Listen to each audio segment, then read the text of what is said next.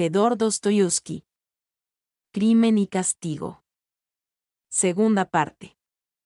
Pulqueria Raskolnikova. Durante la lectura de esta carta, las lágrimas bañaron más de una vez el rostro de Raskolnikov, y cuando hubo terminado estaba pálido, tenía las facciones contraídas y en sus labios se percibía una sonrisa densa, amarga, cruel. Apoyó la cabeza en su mezquina almohada y estuvo largo tiempo pensando. Su corazón latía con violencia, su espíritu estaba lleno de turbación. Al fin sintió que se ahogaba en aquel cuartucho amarillo que más que habitación parecía un baúl o una alacena. Sus ojos y su cerebro reclamaban espacio libre. Cogió su sombrero y salió. Esta vez no temía encontrarse con la patrona en la escalera. Había olvidado todos sus problemas. Tomó el Boulevard V, camino de Vasilievsky Ostrov, L13. Avanzaba con paso rápido, como apremiado por un negocio urgente. Como de costumbre, no veía nada ni a nadie y susurraba palabras sueltas, ininteligibles. Los transeúntes se volvían a mirarle. Y se decían, está bebido. 4. La carta de su madre le había trastornado, pero Raskolnikov no había vacilado un instante, ni siquiera durante la lectura, sobre el punto principal. Acerca de esta cuestión, ya había tornado una decisión irrevocable. Ese matrimonio no se llevará a cabo mientras yo viva. Al diablo ese señor Lujin. La cosa no puede estar más clara, pensaba, sonriendo con aire triunfal y malicioso, como si estuviese seguro de su éxito. No, mamá, no, Dunia, no conseguiréis engañarme. Y todavía se disculpan de haber decidido la cosa por su propia cuenta y sin pedirme consejo. Claro que no me lo han pedido. Creen que es demasiado tarde para romper el compromiso. Ya veremos si se puede romper o no. Buen pretexto alegan. Piotr Petrovich está siempre tan ocupado, que solo puede casarse a toda velocidad, como un ferrocarril en marcha. No, Dunetechka, lo veo todo claro, sé muy bien qué cosas son esas que me tienes que decir, y también lo que pensabas aquella noche en que ibas y venías por la habitación, y lo que confiaste, arrodillada ante la imagen que siempre ha estado en el dormitorio de mamá, la de la Virgen de Kazán, L14. La subida del Gólgota es dura, muy dura. Decís que el asunto está definitivamente concertado. Tú, Avdotia, L15, Romanovna, has decidido casarte con un hombre de negocios, un hombre práctico que posee cierto capital, que ha amasado ya cierta fortuna. Esto suena mejor e impone más respeto. Trabaja en 2 departamentos del Estado y comparte las ideas de las nuevas generaciones. Como dice mamá, según Dunetechka, parece un hombre bueno. Este parece es lo mejor. Dunetechka se casa impulsada por esta simple apariencia. Magnífico, verdaderamente magnífico. Me gustaría saber por qué me habla mamá de las nuevas generaciones. Lo habrá hecho sencillamente para caracterizar al personaje o con la segunda intención de que me sea simpático él, señor Lujin. Las muy astutas. Otra cosa que me gustaría aclarar es hasta qué punto han sido francas una con otra aquel día decisivo, aquella noche y después de aquella noche. Hablarían claramente o comprenderían las dos, sin necesidad de decírselo, que tanto una como otra tenían una sola idea, un solo sentimiento y que las palabras eran inútiles. Me inclino por esta última hipótesis, es la que la carta deja entrever. A mamá le pareció un poco seco, y la pobre mujer, en su ingenuidad, se apresuró a decírselo a Dunia. Y Dunia, naturalmente, se enfadó y respondió con cierta brusquedad. Es lógico. ¿Cómo no perder la calma ante estas ingenuidades cuando la cosa está perfectamente clara y ya no es posible retroceder? ¿Y por qué me dirá, quiere a Dunia, Rodia, porque ella te quiere a ti más que a su propia vida? ¿No será que la tortura secretamente el remordimiento por haber sacrificado su hija a su hijo? Tú eres toda nuestra vida, toda nuestra esperanza para el porvenir, oh mamá. Su irritación crecía por momentos. Si se hubiera encontrado en aquel instante con el señor Lujin, estaba seguro de que lo habría matado. Cierto, prosiguió, cazando al vuelo los pensamientos que cruzaban su imaginación, cierto que para conocer a un hombre es preciso observarlo largo tiempo y de cerca, pero el carácter del señor Lujin es fácil de descifrar. Lo que más me ha gustado es el calificativo de hombre de negocios y eso de que parece bueno. Vaya si lo es. Encargarse de los gastos de transporte del equipaje, incluso el gran baúl. ¡Qué generosidad! Y ellas, la prometida y la madre, se ponen de acuerdo con un mujik para trasladarse a la estación en una carreta cubierta. También yo he viajado así. Esto no tiene importancia. Total, de la casa a la estación solo hay 90 verstas. Después se instalarán alegremente en un vagón de tercera para recorrer 1.000.000 de verstas. Esto me parece muy natural, porque cada cual procede de acuerdo con los medios de que dispone. Pero usted, señor Lujin, ¿qué piensa de todo esto? Ella es su prometida, ¿no? Sin embargo, ¿no se ha enterado usted de que la madre ha pedido un préstamo con la garantía de su pensión para atender a los gastos del viaje? Sin duda, usted ha considerado el asunto como un simple convenio comercial establecido a medias con otra persona y en el que, por lo tanto, cada socio debe aportar la parte que le corresponde. Ya lo dice el proverbio, el pan y la sal, por partes iguales, los beneficios, cada uno los suyos.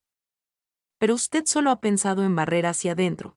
Los billetes son bastante más caros que el transporte del equipaje, y es muy posible que usted no tenga que pagar nada por enviarlo. ¿Es que no ven ellas estas cosas o es que no quieren ver nada? Y dicen que están contentas. Cuando pienso que esto no es sino la flor del árbol y que el fruto ha de madurar todavía. Porque lo peor de todo no es la cicatería, la avaricia que demuestra la conducta de ese hombre, sino el carácter general del asunto. Su proceder da una idea de lo que será el marido, una idea clara. Como si mamá tuviera el dinero para arrojarlo por la ventana. ¿Con qué llegará a Petersburgo? Con 3 rublos o 2 pequeños billetes, como los que mencionaba el otro día la vieja usurera. ¿Cómo cree que podrá vivir en Petersburgo? Pues es el caso que ha visto ya, por ciertos indicios, que le será imposible estar en casa de Dunia, ni siquiera los primeros días después de la boda. Ese hombre encantador habrá dejado escapar alguna palabrita que debe de haber abierto los ojos a mamá, a pesar de que ella se niegue a reconocerlo con todas sus fuerzas. Ella misma ha dicho que no quiere vivir con ellos. ¿Pero con qué cuenta? ¿Pretende acaso mantenerse con los 120 rublos de la pensión, de los que hay que deducir el préstamo de Atanasio Ivanovich? En nuestra pequeña ciudad desgasta la poca vista que le queda tejiendo prendas de lana y bordando puños, pero yo sé que esto no añade más de 20 rublos al año a los 120 de la pensión, lo sé positivamente. Por lo tanto, y a pesar de todo, ellas fundan sus esperanzas en los sentimientos generosos del señor Lujine. Creen que él mismo les ofrecerá su apoyo y les suplicará que lo acepten. Sí, sí. Esto es muy propio de 2 almas románticas y hermosas. Os presentan hasta el último momento un hombre con plumas de pavo real y no quieren ver más que el bien, nunca el mal, aunque esas plumas no sean sino el reverso de la medalla. No quieren llamar a las cosas por su nombre por adelantado, la sola idea de hacerlo les resulta insoportable. Rechazan la verdad con todas sus fuerzas hasta el momento en que el hombre por ellas idealizado les da un puñetazo en la cara. Me gustaría saber si el señor Lujin está condecorado. Estoy seguro. De que posee la cruz de Santa Ana y se adorna con ella en los banquetes ofrecidos por los hombres de empresa y los grandes comerciantes. También la lucirá en la boda, no me cabe duda. En fin, que se vaya al diablo. Esto tiene un pase en mamá, que es así, pero en Dunia es inexplicable. Te conozco bien, mi querida Dunetechka. Tenías casi 20 años cuando te vi por última vez, y sé perfectamente cómo es tu carácter. Mamá dice en su carta que Dunetechka posee tal entereza, que es capaz de soportarlo todo. Esto ya lo sabía yo. Hace 2 años y medio que sé que Dunetechka es capaz de soportarlo todo. El hecho de que haya podido soportar al señor Svidrigailov y todas las complicaciones que este hombre le ha ocasionado demuestra que, en efecto, es una mujer de gran entereza. Y ahora se imagina, lo mismo que mamá, que podrá soportar igualmente a ese señor Lujin que sustenta la teoría de la superioridad de las esposas, tomadas en la miseria y para las que el marido aparece como un bienhechor, cosa que expone. Es un detalle que no hay que olvidar en su primera entrevista. Admitamos que las palabras se le han escapado, a pesar de ser un hombre razonable. Seguramente no se le escaparon, ni mucho menos, aunque él lo dejara entrever así en las explicaciones que se apresuró a dar. ¿Pero qué se propone Dunia? Se ha dado cuenta de cómo es este hombre y sabe que habrá de compartir su vida con él, si se casa. Sin embargo, es una mujer que viviría de pan duro y agua, antes que vender su alma y su libertad moral. No las sacrificaría a las comodidades, no las cambiaría por todo el oro del mundo, y mucho menos, naturalmente, por el señor Lujin. No, la Dunia que yo conozco es distinta a la de la carta, y estoy seguro de que no ha cambiado. En verdad, su vida era dura en casa de Svidrigailov. No es nada grato pasar la existencia entera sirviendo de institutriz por 200 rublos al año, pero estoy convencido de que mi hermana preferiría trabajar con los negros de un hacendado o con los sirvientes letones de un alemán del Báltico. ¿Qué envilecerse y perder la dignidad encadenando su vida por cuestiones de interés con un hombre al que no quiere y con el que no tiene nada en común? Aunque el señor Lujine estuviera hecho de oro puro y brillantes, Dunia no se avendría a ser su concubina legítima. ¿Por qué, pues, lo ha aceptado? ¿Qué misterio es este? ¿Dónde está la clave del enigma? La cosa no puede estar más clara. Ella no se vendería jamás por sí misma, por su bienestar, ni siquiera por librarse de la muerte. Pero lo hace por otro, se vende por un ser querido. He aquí explicado el misterio. Se dispone a venderse por su madre y por su hermano. Cuando se llega a esto, incluso violentamos nuestras más puras convicciones. La persona pone en venta su libertad, su tranquilidad, su conciencia. Perezca yo con tal que mis seres queridos sean felices. Es más, nos elaboramos una casuística sutil y pronto nos convencemos a nosotros mismos de que nuestra conducta es inmejorable, de que era necesaria, de que la excelencia del fin justifica nuestro proceder. Así somos. La cosa está clara como la luz. Es evidente que en este caso solo se trata de Rodion Romanovich Raskolnikov, él ocupa el primer plano. Como proporcionarle la felicidad, permitirle continuar los estudios universitarios, asociarlo con un hombre bien situado, asegurar su porvenir. Andando el tiempo, tal vez llegue a ser un hombre rico, respetado, cubierto de honores, e incluso puede terminar su vida en plena celebridad. ¿Qué dice la madre? ¿Qué ha de decir?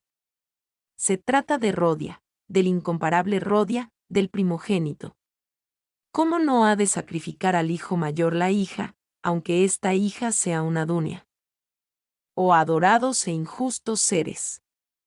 Aceptarían sin duda incluso la suerte de Sonetechka Marmeladova, la eterna Sonetechka, que durará tanto como el mundo. ¿Pero habéis medido bien la magnitud del sacrificio? ¿Sabéis lo que significa? ¿No es demasiado duro para vosotras? ¿Es útil? ¿Es razonable? Has de saber, Dunetechka, que la suerte de Sonia no es más terrible que la vida al lado del señor Lujin. Mamá ha dicho que no es este un matrimonio de amor. ¿Y qué ocurrirá si, además de no haber amor, tampoco hay estimación? Pues, por el contrario, ya existe la antipatía, el horror, el desprecio. ¿Qué me dices a esto? Habrá que conservar la limpieza. Sí, eso es. ¿Comprendéis lo que esta limpieza significa? ¿Sabéis que para Lujin esta limpieza no difiere en nada de la de Sonetechka? E incluso es peor, pues, bien mirado, en tu caso, Dunetechka, hay cierta esperanza de comodidades, de cosas superfluas, cierta compensación, en fin, mientras que en el caso de Sonetechka se trata simplemente de no morirse de hambre. Esta limpieza cuesta cara, Dunetechka, muy cara. ¿Y qué sucederá si el sacrificio es superior a tus fuerzas, si te arrepientes de lo que has hecho? Entonces todos serán lágrimas derramadas en secreto, maldiciones y una amargura infinita, porque, en fin de cuentas, tú no eres una Marfe Petrovna. ¿Y qué será de mamá entonces? Ten presente que ya se siente inquieta y atormentada. ¿Qué será cuando vea las cosas con toda claridad? ¿Y yo? ¿Qué será de mí? Porque, en realidad, no habéis pensado en mí. ¿Por qué? Yo no quiero vuestro sacrificio, Dunetechka. No lo quiero, mamá. Esta boda no se llevará a cabo mientras yo viva. No, no lo consentiré. De pronto volvió a la realidad y se detuvo. Dices que la boda no se celebrará, pero ¿qué harás para impedirla? ¿Y con qué derecho te opondrás? Tú les dedicarás toda tu vida, todo tu porvenir, pero cuando hayas terminado los estudios y estés situado. Ya sabemos lo que eso significa, no son más que castillos en el aire. Ahora, inmediatamente, ¿qué harás? Pues es ahora cuando has de hacer algo, ¿no comprendes? ¿Y qué es lo que haces? Las arruinas, pues si te han podido mandar dinero ha sido porque una ha pedido un préstamo sobre su pensión y la otra un anticipo en sus honorarios. Como las librarás de los Atanasio Ivanovich y de los Vidrigailov, tú, futuro millonario de imaginación, Zeus de fantasía que te irrogas el derecho de disponer de su destino. En 10 años, tu madre habrá tenido tiempo para perder la vista haciendo labores y llorando, y la salud a fuerza de privaciones. ¿Y qué me dices de tu hermana? Vamos, trata de imaginarte lo que será tu hermana dentro de 10 años o en el transcurso de estos 10 años. ¿Has comprendido? Se torturaba haciéndose estas preguntas, y al mismo tiempo, experimentaba una especie de placer. No podían sorprenderle, porque no eran nuevas para él. Eran viejas cuestiones familiares que ya le habían hecho sufrir cruelmente, tanto, que su corazón estaba hecho jirones. Hacía ya tiempo que había germinado en su alma esta angustia que le torturaba. Luego había ido creciendo, amasándose, desarrollándose, y últimamente parecía haberse abierto como una flor y adoptado la forma de una espantosa, fantástica y brutal interrogación que le atormentaba sin descanso y le exigía imperiosamente una respuesta. La carta de su madre había caído sobre él como un rayo.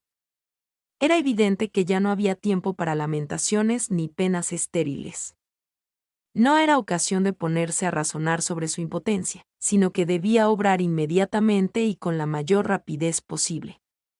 Había que tomar una determinación, una cualquiera, costara lo que costase.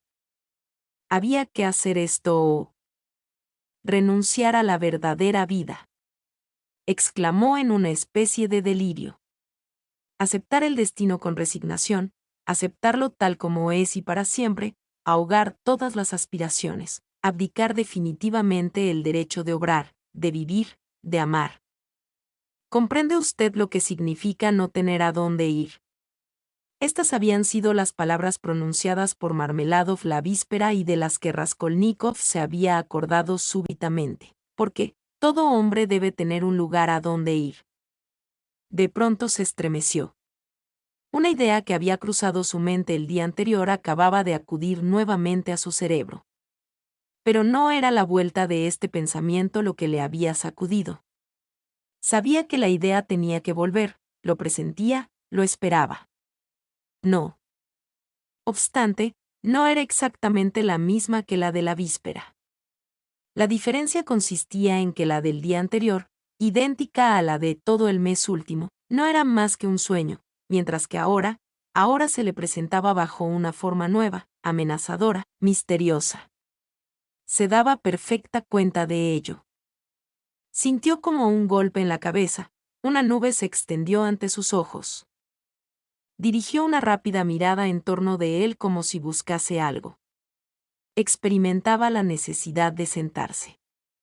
Su vista erraba en busca de un banco. Estaba en aquel momento en el Boulevard K, y el banco se ofreció a sus ojos, a unos 100 pasos de distancia. Aceleró el paso cuanto le fue posible, pero por el camino le ocurrió una pequeña aventura que absorbió su atención durante unos minutos. Estaba mirando el banco desde lejos, cuando advirtió que a unos 20 pasos delante de él había una mujer a la que empezó por no prestar más atención que a todas las demás cosas que había visto hasta aquel momento en su camino. ¿Cuántas veces entraba en su casa sin acordarse ni siquiera de las calles que había recorrido? Incluso se había acostumbrado a ir por la calle sin ver nada. Pero en aquella mujer había algo extraño que sorprendía desde el primer momento, y poco a poco se fue captando la atención de Raskolnikov. Al principio, esto ocurrió contra su voluntad e incluso le puso de mal humor, pero enseguida la impresión que le había dominado empezó a cobrar una fuerza creciente. De súbito le acometió el deseo de descubrir lo que hacía tan extraña a aquella mujer. Desde luego, a juzgar por las apariencias, debía de ser una muchacha, una adolescente. Iba con la cabeza descubierta, sin sombrilla, a pesar del fuerte sol, y sin guantes, y balanceaba grotescamente los brazos al andar. Llevaba un ligero vestido de seda, mal ajustado al cuerpo, abrochado a medias y con un desgarrón en lo alto de la falda, en el talle. Un jirón de tela ondulaba a su espalda. Llevaba sobre los hombros una pañoleta y avanzaba con paso inseguro y vacilante. Este encuentro acabó por despertar enteramente la atención de Raskolnikov. Alcanzó a la muchacha cuando llegaron al banco, donde ella, más que sentarse, se dejó caer, echando la cabeza hacia atrás, cerró los ojos como si estuviera rendida de fatiga. Al observarla de cerca, advirtió que su estado obedecía a un exceso de alcohol. Esto era tan extraño, que Raskolnikov se preguntó en el primer momento si no se habría equivocado. Estaba viendo una carita casi infantil, de unos 16 años, tal vez 15, una carita orlada de cabellos rubios, bonita, pero algo hinchada y congestionada. La chiquilla parecía estar por completo inconsciente, había cruzado las piernas, adoptando una actitud desvergonzada, y todo parecía indicar que no se daba cuenta de que estaba en la calle. Raskolnikov no se sentó, pero tampoco quería marcharse. Permanecía de pie ante ella, indeciso. Aquel bulevar, poco frecuentado siempre, estaba completamente desierto a aquella hora, alrededor de la 1 de la tarde. Sin embargo, a unos cuantos pasos de allí, en el borde de la calzada, había un hombre que parecía sentir un vivo deseo de acercarse a la muchacha, por un motivo a otro. Sin duda había visto también a la joven antes de que llegara al banco y la había seguido, pero Raskolnikov le había impedido llevar a cabo sus planes. Dirigía al joven miradas furiosas, aunque a hurtadillas, de modo que Raskolnikov no se dio cuenta, y esperaba con impaciencia el momento en que el desarrapado joven le dejara el campo libre.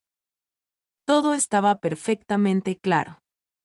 Aquel señor era un hombre de unos 30 años, bien vestido, grueso y fuerte, de tez roja y boca pequeña y encarnada, coronada por un fino bigote. Al verle, Raskolnikov experimentó una violenta cólera. De súbito le acometió el deseo de insultar a aquel fatuo. «Diga, Svidrigailov, ¿qué busca usted aquí?», exclamó cerrando los puños y con una sonrisa mordaz. «¿Qué significa esto?», exclamó el interpelado con arrogancia, frunciendo las cejas y mientras su semblante adquiría una expresión de asombro y disgusto. «Largo de aquí. Esto es lo que significa». «¿Cómo te atreves, miserable?». Levantó su fusta. Raskolnikov se arrojó sobre él con los puños cerrados, sin pensar en que su adversario podía deshacerse sin dificultad de dos hombres como él. Pero en este momento alguien le sujetó fuertemente por la espalda. Un agente de policía se interpuso entre los dos rivales. Calma, señores. No se admiten riñas en los lugares públicos. Y preguntó a Raskolnikov, al reparar en su destrozado traje. ¿Qué le ocurre a usted? ¿Cómo se llama? Raskolnikov lo examinó atentamente. El policía tenía una noble cara de soldado y lucía mostachos y grandes patillas. Su mirada parecía llena de inteligencia. Precisamente es usted el hombre que necesito, gritó el joven cogiéndole del brazo. Soy Raskolnikov, antiguo estudiante. Digo que lo necesito por usted, añadió dirigiéndose al otro. Venga, guardia. Quiero que vea una cosa. Y sin soltar el brazo del policía lo condujo al banco. Venga. Mer. Está completamente embriagada. Hace un momento se paseaba por el bulevar. Sabe Dios lo que será, pero desde luego, no tiene aspecto de mujer alegre profesional. Yo creo que la han hecho beber y se han aprovechado de su embriaguez para abusar de ella. ¿Comprende usted? Después la han dejado libre en este estado. Observe que sus ropas están desgarradas y mal puestas.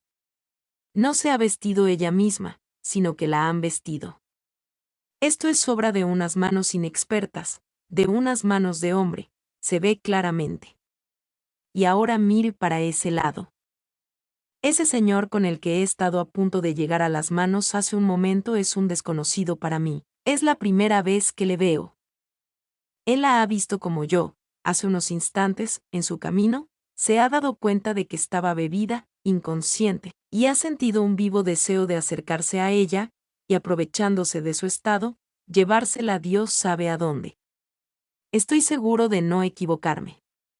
No me equivoco, créame. He visto cómo la acechaba.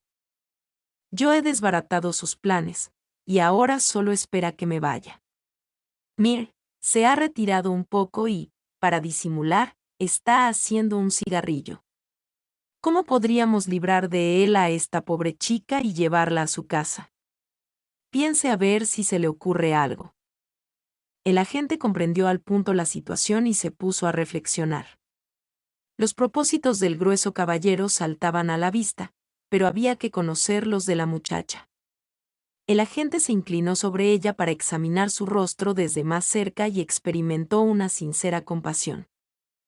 ¡Qué pena!, exclamó, sacudiendo la cabeza. Es una niña. Le han tendido un lazo, no cabe duda. Oiga, señorita, ¿dónde vive?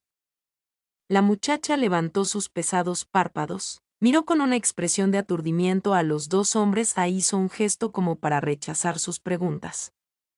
Oiga, guardia, dijo Raskolnikov, buscando en sus bolsillos, de donde extrajo 20 kopecks. Aquí tiene dinero. Tome un coche y llévela a su casa. Si pudiéramos averiguar su dirección. Señorita, volvió a decir el agente, cogiendo el dinero, voy a parar un coche y la acompañaré a su casa. ¿A dónde hay que llevarla? ¿Dónde vive? Dejadme en paz. ¡Qué pelmas!, exclamó la muchacha, repitiendo el gesto de rechazar a alguien.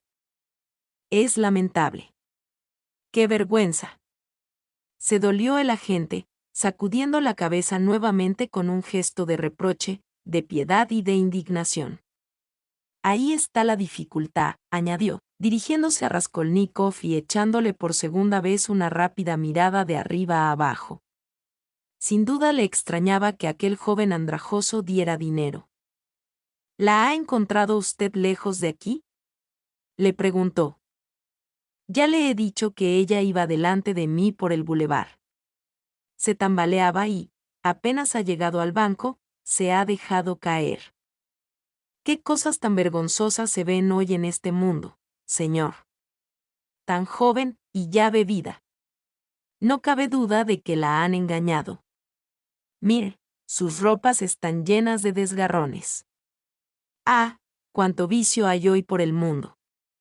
A lo mejor es hija de casa noble venida a menos. Esto es muy corriente en nuestros tiempos.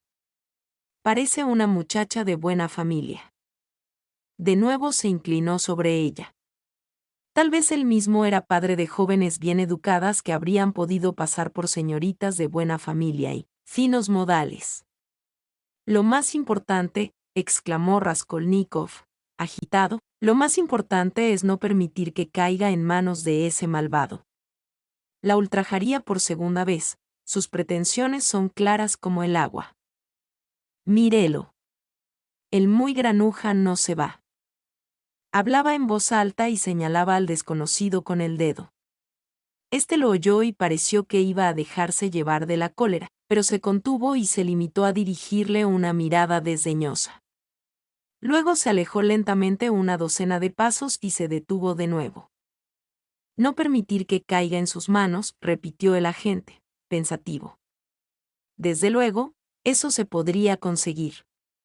Pero tenemos que averiguar su dirección. De lo contrario.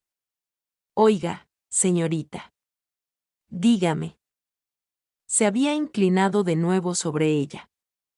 De súbito, la muchacha abrió los ojos por completo, miró a los dos hombres atentamente, como si la luz se hiciera repentinamente en su cerebro, se levantó del banco y emprendió a la inversa el camino por donde había venido. Los muy insolentes. Murmuró. No me los puedo quitar de encima. Y agitó de nuevo los brazos con el gesto del que quiere rechazar algo. Iba con paso rápido y todavía inseguro. El elegante desconocido continuó la persecución, pero por el otro lado de la calzada y sin perderla de vista. No se inquiete, dijo resueltamente el policía, ajustando su paso al de la muchacha, ese hombre no la molestará. Ah, cuánto vicio hay por el mundo. Repitió, y lanzó un suspiro. En ese momento, Raskolnikov se sintió asaltado por un impulso incomprensible. «Oiga», gritó al noble bigotudo. El policía se volvió. «Déjela». «¿A usted qué?» «Deje que se divierta». Y señalaba al perseguidor. «¿A usted qué?» El agente no comprendía. Le miraba con los ojos muy abiertos. Raskolnikov se echó a reír. «Bah», exclamó el agente mientras sacudía la mano con ademán desdeñoso. Y continuó la persecución del elegante señor y de la muchacha. Sin duda había tomado a Raskolnikov por un loco o por algo peor. Cuando el joven se vio solo se dijo, indignado. Se lleva mis 20 kopecks. Ahora hará que el otro le pague también y le dejará a la muchacha. Así terminará la cosa. ¿Quién me ha mandado meterme a socorrerla? ¿Acaso esto es cosa mía? Solo piensan en comerse vivos unos a otros. ¿A mí qué me importa? Tampoco sé cómo me he atrevido a dar esos 20 kopecks. Como si fueran míos. A pesar de estas extrañas palabras, tenía el corazón oprimido. Se sentó en el banco abandonado. Sus pensamientos eran incoherentes. Por otra parte, pensar, fuera en lo que fuere, era para él un martirio en aquel momento. Hubiera deseado olvidarlo todo, dormirse, después despertar y empezar una nueva vida. Pobre muchacha. Se dijo mirando el pico del banco donde había estado sentada. Cuando vuelva en sí, llorará y su madre se enterará de todo. Primero, su madre le pegará, después la azotará cruelmente, como a un servil, y acto seguido, a lo mejor, la echará a la calle. Aunque no la eche, una Daría Frantsevna cualquiera acabará por olfatear la presa, y ya tenemos a la pobre muchacha rodando de un lado a otro. Después el hospital. Así ocurre siempre a las que tienen madres honestas y se ven obligadas a hacer las cosas discretamente, y después, otra vez al hospital. 2 o 3 años de esta vida, y ya es un ser acabado. Sí, a los 18 o 19 años, ya es una mujer agotada. ¿Cuántas he visto así? ¿Cuántas han llegado a eso? Sí, todas empiezan como esta. Pero, ¿Qué me importa a mí? Un tanto por ciento al año ha de terminar así y desaparecer. Dios sabe dónde. En el infierno, sin duda, para garantizar la tranquilidad de los demás. Un tanto por ciento. ¿Qué expresiones tan finas, tan tranquilizadoras, tan técnicas, emplea la gente? Un tanto por ciento. No hay, pues, razón para inquietarse. Si se dijera de otro modo, la cosa cambiaría, la preocupación sería mayor. Y si Duneteca se viera englobada en este tanto por ciento, si no el año que corre, el que viene. Pero, a todo esto, ¿a dónde voy?, pensó de súbito. Qué raro. Yo he salido de casa para ir a alguna parte. Apenas he terminado de leer, he salido para... Ahora me acuerdo, iba a Vasilievsky Ostrov, a casa de Razumikin. ¿Pero para qué? ¿A santo de que se me ha ocurrido ir a ver a Razumikine? ¡Qué cosa tan extraordinaria! Ni él mismo comprendía sus actos. Razumikine era uno de sus antiguos compañeros de universidad. Hay que advertir que Raskolnikov, cuando estudiaba, vivía aparte de los demás alumnos, aislado, sin ir a casa de ninguno de ellos ni admitir sus visitas. Sus compañeros le habían vuelto pronto la espalda. No tomaba parte en las reuniones, en las polémicas ni en las diversiones de sus condiscípulos. Estudiaba con un ahínco, con un ardor que le había atraído la admiración de todos, pero ninguno le tenía afecto. Era pobre en extremo, orgulloso, altivo, y vivía encerrado en sí mismo como si guardara un secreto. Algunos de sus compañeros juzgaban que los consideraba como niños a los que superaba en cultura y conocimientos, y cuyas ideas e intereses eran muy inferiores a los suyos. Sin embargo, había hecho amistad con Razumikin. Por lo menos, se mostraba con él más comunicativo, más franco que con los demás. Y es que era imposible comportarse con Razumikin de otro modo. Era un muchacho alegre, expansivo y de una bondad que rayaba en el candor. Pero este candor no excluía los sentimientos profundos ni la perfecta dignidad. Sus amigos lo sabían, y por eso lo estimaban todos. Estaba muy lejos de ser torpe, aunque a veces se mostraba demasiado ingenuo. Tenía una cara expresiva, era alto y delgado, de cabello negro, e iba siempre mal afeitado. Hacía sus calaveradas cuando se presentaba la ocasión, y se le tenía por un Hércules. Una noche que recorría las calles en compañía de sus camaradas había derribado de un solo puñetazo a un gendarme, que media como mínimo 1,90 de estatura. Del mismo modo que podía beber sin taza, era capaz de observar la sobriedad más estricta. Unas veces cometía locuras imperdonables, otras mostraba una prudencia ejemplar. Razumikin tenía otra característica notable: ninguna contrariedad le turbaba, ningún revés le abatía. Podría haber vivido sobre un tejado, soportar el hambre más atroz y los fríos más crueles. Era extremadamente pobre, tenía que vivir de sus propios recursos y nunca le faltaba un medio a otro de ganarse la vida. Conocía infinidad de lugares donde procurarse dinero, trabajando, naturalmente.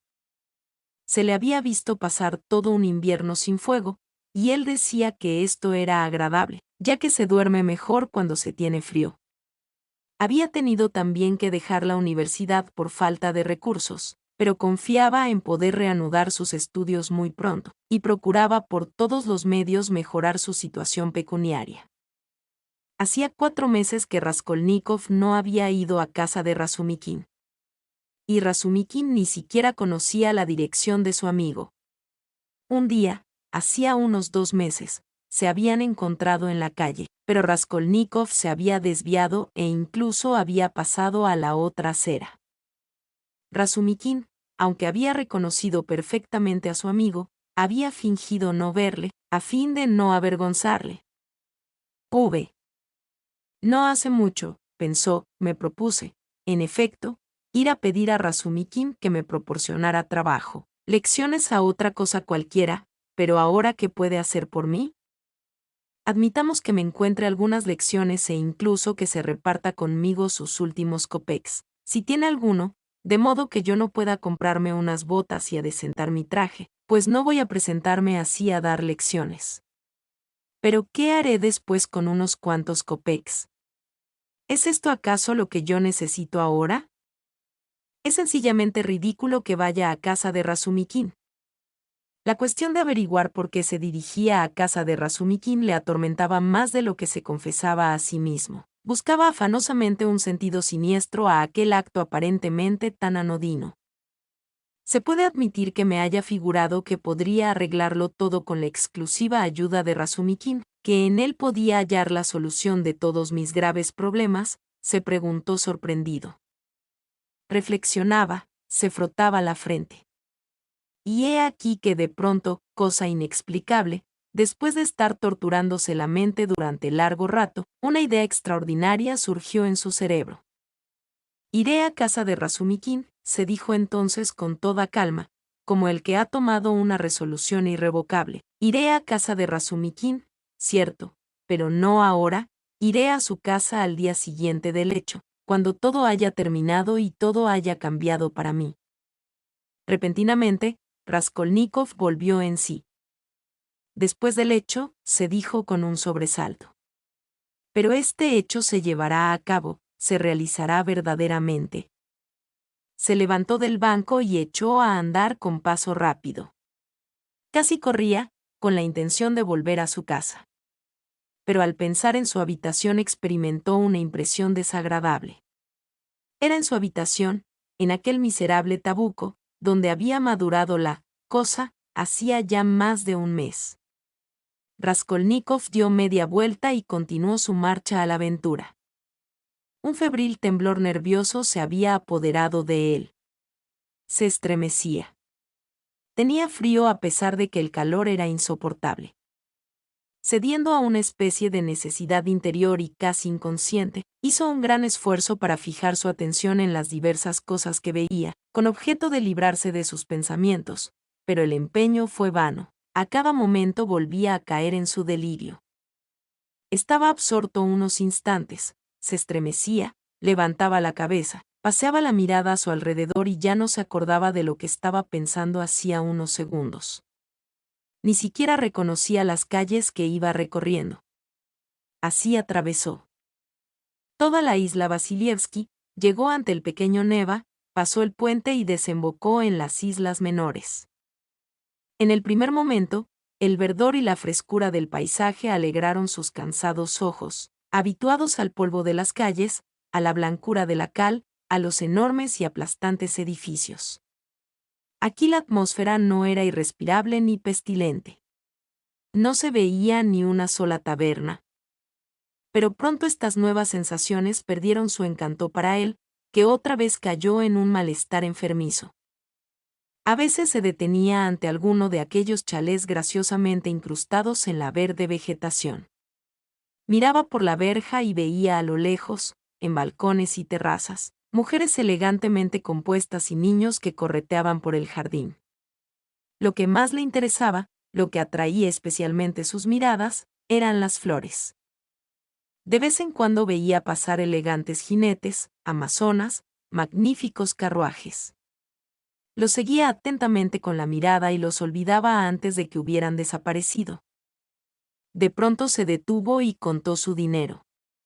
Le quedaban 30 kopecks. 20 al agente de policía, 3 a Nastasia por la carta. Por lo tanto, ayer dejé en casa de los Marmeladov de 47 a 50. Sin duda había hecho estos cálculos por algún motivo, pero lo olvidó apenas sacó el dinero del bolsillo y no volvió a recordarlo hasta que, al pasar poco después ante una tienda de comestibles, un tabernucho más bien, notó que estaba hambriento. Entró en el figón, se bebió una copa de vodka y dio algunos bocados a un pastel que se llevó para darle fin mientras continuaba su paseo. Hacía mucho tiempo que no había probado el vodka, y la copita que se acababa de tomar le produjo un efecto fulminante. Las piernas le pesaban y el sueño le rendía. Se propuso volver a casa, pero, al llegar a la Isla Petrovsky, L16, hubo de detenerse, estaba completamente agotado. Salió, pues, del camino, se internó en los sotos, se dejó caer en la hierba y se quedó dormido en el acto.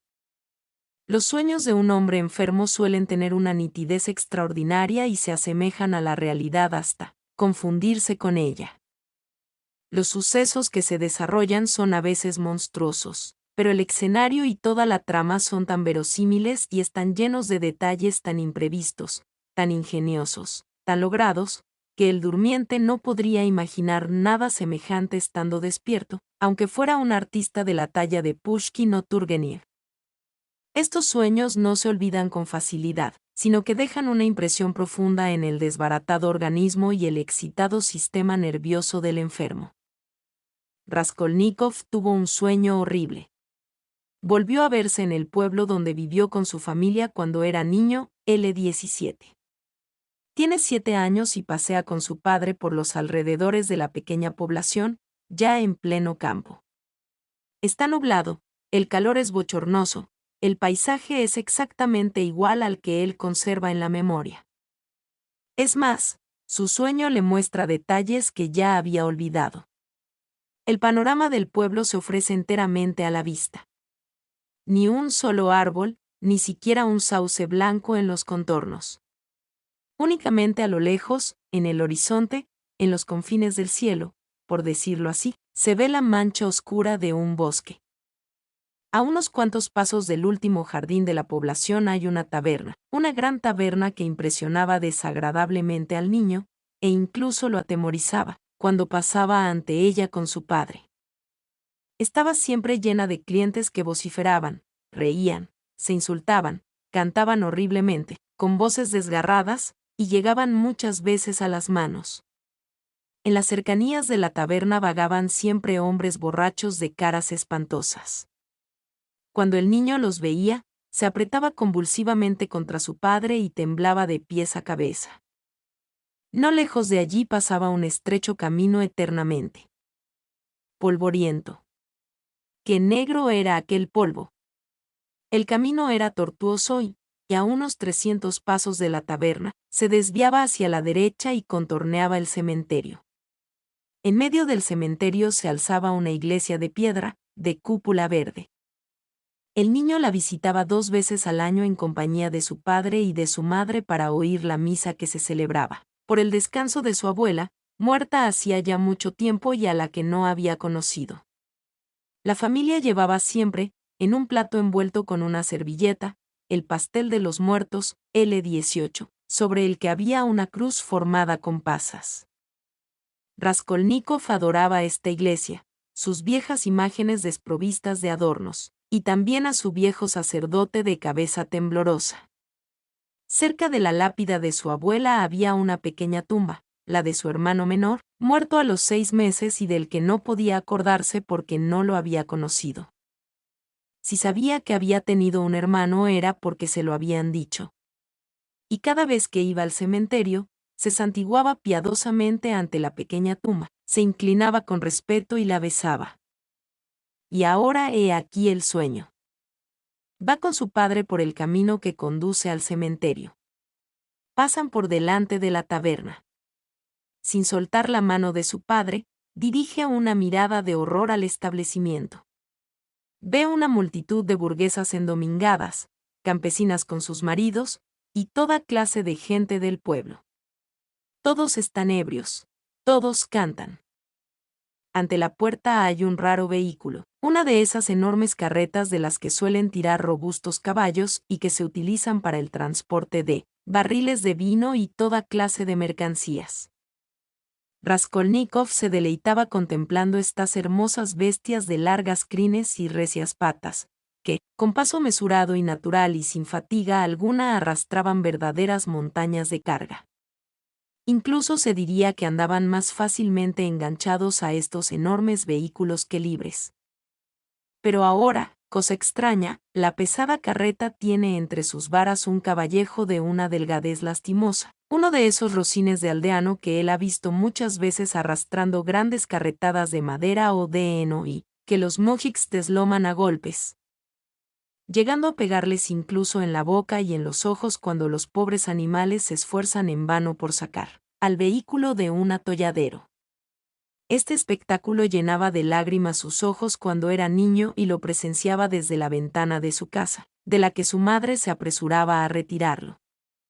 De pronto se oye gran algazara en la taberna, de donde se ve salir, entre cantos y gritos, un grupo de corpulentos mujiks embriagados, luciendo camisas rojas y azules, con la balalaica en la mano y la casaca colgada descuidadamente en el hombro. «Subid, subid todos», grita un hombre todavía joven, de grueso cuello, cara mofletuda y tez de un rojo de zanahoria. «Os llevaré a todos. Subid». Estas palabras provocan exclamaciones y risas. ¿Creéis que podrá con nosotros ese esmirriado Rocín? ¿Has perdido la cabeza, Mikolka? Enganchar una bestezuela así a semejante carreta. ¿No os parece, amigos, que ese caballejo tiene lo menos 20 años? Subid. Os llevaré a todos. Vuelve a gritar Mikolka. Y es el primero que sube a la carreta. Coge las riendas y su corpachón se instala en el pescante. El caballo Bayo, dice a grandes voces, se lo llevó hace poco Matier, y esta bestezuela es una verdadera pesadilla para mí. Me gusta pegarle, palabra de honor. No se gana el pienso que se come. Ala, subid, lo haré galopar, os aseguro que lo haré galopar. Empuña el látigo y se dispone, con evidente placer, a fustigar al animalito. Ya lo oís, dice que lo hará galopar. Ánimo y arriba. Exclamó una voz burlona entre la multitud. ¿Galopar? Hace lo menos 10 meses que este animal no ha galopado. Por lo menos, os llevará a buena marcha. No lo compadezcáis, amigos. Coged cada uno un látigo. Eso, buenos latigazos es lo que necesita esta calamidad. Todos suben a la carreta de Mikolka entre bromas y risas. Ya hay 6 arriba, y todavía queda espacio libre. En vista de ello, hacen subir a una campesina de cara rubicunda, con muchos bordados en el vestido y muchas cuentas de colores en el tocado. No cesa de partir y comer avellanas entre risas burlonas. La muchedumbre que rodea a la carreta ríe también. Y, verdaderamente, ¿cómo no reírse ante la idea de que tan escuálido animal pueda llevar al galope semejante carga? 2 de los jóvenes que están en la carreta se proveen de látigos para ayudar a Mikolka. Se oye el grito de arre, y el caballo tira con todas sus fuerzas. Pero no solo no consigue galopar, sino que apenas logra avanzar al paso. Patalea, y encorva el lomo bajo la granizada de latigazos. Las risas redoblan en la carreta y entre la multitud que la ve partir. Mikolka se enfurece y se ensaña en la pobre bestia, obstinado en verla galopar. «Dejadme subir también a mí, hermanos», grita un joven, seducido por el alegre espectáculo. Subid, grita Mikolka. Nos llevará a todos. Yo le obligaré a fuerza de golpes. Latigazos. Buenos latigazos. La rabia le ciega hasta el punto de que ya ni siquiera sabe con qué pegarle para hacerle más daño. «Papá, papaíto», exclama Rodia. ¿Por qué hacen eso? ¿Por qué martirizan a ese pobre caballito? Vámonos, vámonos, responde el padre. Están borrachos. Así se divierten, los muy imbéciles. Vámonos, no mires. E intenta llevárselo. Pero el niño se desprende de su mano y, fuera de sí, corre hacia la carreta. El pobre animal está ya exhausto. Se detiene, jadeante, luego empieza a tirar nuevamente. Está a punto de caer. Pegadle hasta matarlo. Ruge Mikolka. Eso es lo que hay que hacer. Yo os ayudo. Tú no eres cristiano, Eres un demonio. Grita un viejo entre la multitud. Y otra voz añade. ¿Dónde se ha visto enganchar a un animalito así a una carreta como esa? Lo vas a matar. Vocifera un tercero. Ide al diablo. El animal es mío y puedo hacer con él lo que me dé la gana. Subid, subid todos. He de hacerlo galopar. De súbito, un coro de carcajadas ahoga la voz de Mikolka. El animal, aunque medio muerto por la lluvia de golpes, ha perdido la paciencia y ha empezado a cocear. Hasta el viejo, sin poder contenerse, participa de la alegría general. En verdad, la cosa no es para menos, dar coces un caballo que apenas se sostiene sobre sus patas. Dos mozos se destacan de la masa de espectadores. Empuñan cada uno un látigo y empiezan a golpear al pobre animal, uno por la derecha y otro por la izquierda. Pegadle en el hocico, en los ojos, dadle fuerte en los ojos. Vocifera Mikolka. Cantemos una canción, camaradas. Dice una voz en la carreta. El estribillo tenéis que repetirlo todos. Los mojiks entonan una canción grosera acompañados por un tamboril. El estribillo se silba. La campesina sigue partiendo avellanas y riendo con sorna. Rodia se acerca al caballo y se coloca delante de él. Así puede ver cómo le pegan en los ojos, en los ojos. Llora. El corazón se le contrae. Ruedan sus lágrimas. Uno de los verdugos le roza la cara con el látigo. Él ni siquiera se da cuenta. Se retuerce las manos, grita, corre hacia el viejo de barba blanca, que sacude la cabeza y parece condenar el espectáculo. Una mujer lo coge de la mano y se lo quiere llevar. Pero él se escapa y vuelve al lado del caballo, que, aunque ha llegado al límite de sus fuerzas, intenta aún cocear. El diablo te lleve. Vocifera Mikolka, ciego de ira. Arroja el látigo, se inclina y coge del fondo de la carreta un grueso palo. Sosteniéndolo con las dos manos por un extremo, lo levanta penosamente sobre el lomo de la víctima. Lo vas a matar. Grita uno de los espectadores. Seguro que lo mata, dice otro. ¿Acaso no es mío? Ruge Mikolka. Y golpea al animal con todas sus fuerzas. Se oye un ruido seco. Sé. ¿Qué esperas? Gritan varias voces entre la multitud. Mikolka vuelve a levantar el palo y descarga un segundo golpe en el lomo de la pobre bestia. El animal se contrae, su cuarto trasero se hunde bajo la violencia del golpe. Después da un salto y empieza a tirar con todo el resto de sus fuerzas. Su propósito es huir del martirio, pero por todas partes encuentra los látigos de sus 6 verdugos. El palo se levanta de nuevo y cae por tercera vez, luego por cuarta, de un modo regular. Mikolka se enfurece al ver que no ha podido acabar con el caballo de un solo golpe. Es duro de pelar, exclama uno de los espectadores. Ya veréis cómo cae, amigos, ha llegado su última hora, dice otro de los curiosos. Coge un hacha, sugiere un tercero.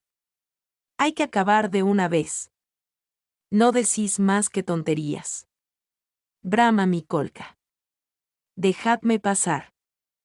Arroja el palo, se inclina, busca de nuevo en el fondo de la carreta y, cuando se pone derecho, se ve en sus manos una barra de hierro. ¡Cuidado!, exclama. Y, con todas sus fuerzas, asesta un tremendo golpe al desdichado animal. El caballo se tambalea, se abate, intenta tirar con un último esfuerzo, pero la barra de hierro vuelve a caer pesadamente sobre su espinazo. El animal se desploma como si le hubieran cortado las 4 patas de un solo tajo. Acabemos con él. Ruge Mikolka como un loco, saltando de la carreta. Varios jóvenes, tan borrachos y congestionados como él, Se arman de lo primero que encuentran: látigos, palos, estacas, y se arrojan sobre el caballejo agonizante. Mikolka, de pie junto a la víctima, no cesa de golpearla con la barra. El animalito alarga el cuello, exhala un profundo resoplido y muere. «Ya está», dice una voz entre la multitud. Se había empeñado en no galopar. «Es mío», exclama Mikolka con la barra en la mano, enrojecidos los ojos y como lamentándose de no tener otra víctima a la que golpear. Desde luego, tú no crees en Dios, dicen algunos de los que han presenciado la escena.